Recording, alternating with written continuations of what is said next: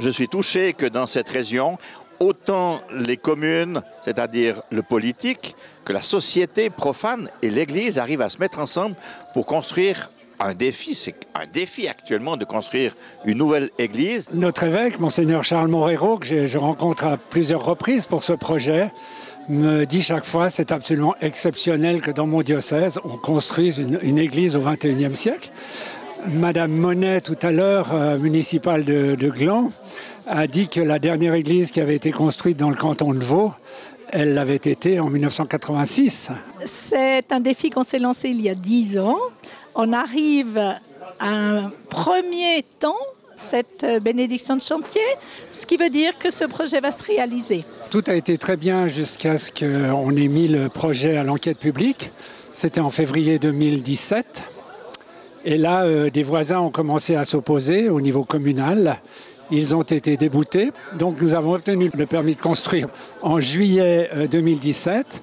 Mais nos opposants ne voulaient pas en rester là parce qu'ils ne voulaient pas avoir une église devant leur villa. Ils ont fait recours auprès du tribunal cantonal administratif. Et non contents de cela, ils ont encore été au tribunal fédéral où de nouveau, ils ont été déboutés après 1 an. Ce qui fait que de février 2017 jusqu'à octobre 2019, nous avons été obligés de tout arrêter. Enfin, après avoir imaginé tous ensemble, il est temps de bâtir. C'est rare dans une ville d'architecte de pouvoir œuvrer à la réalisation d'une église. Il s'agit d'un bâtiment compact, de forme circulaire, un cône tronqué, avec un narthex qui va relier les 2 rues, rue de la Dôle et rue de l'Abbaye. Le bâtiment, donc l'espace sacré, l'église elle-même va s'orienter sur le Levant, donc juste derrière moi, dans l'axe du Levant.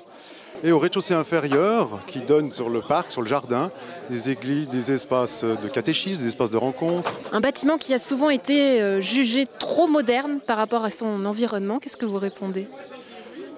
Je crois qu'on peut faire référence au passé. Ce ne sera pas la première église de forme ronde.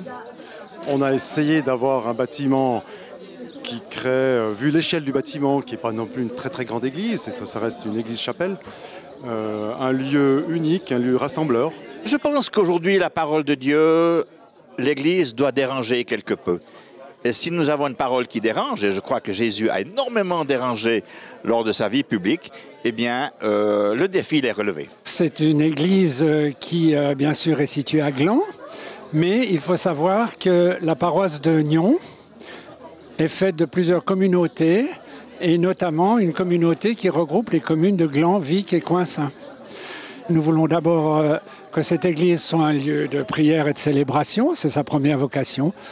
Mais nous voulons aussi qu'elle soit ouverte à tous et qu'elle puisse en fait être un lieu de vie et de rencontre pour tous les habitants de la région qui voudront y venir et qu'elle soit aussi un lieu d'activité culturelle. Et on l'aura aussi entendu dans les discours, patience, puisqu'il faudra attendre la fin de la construction. Pour quand est-ce que c'est prévu ?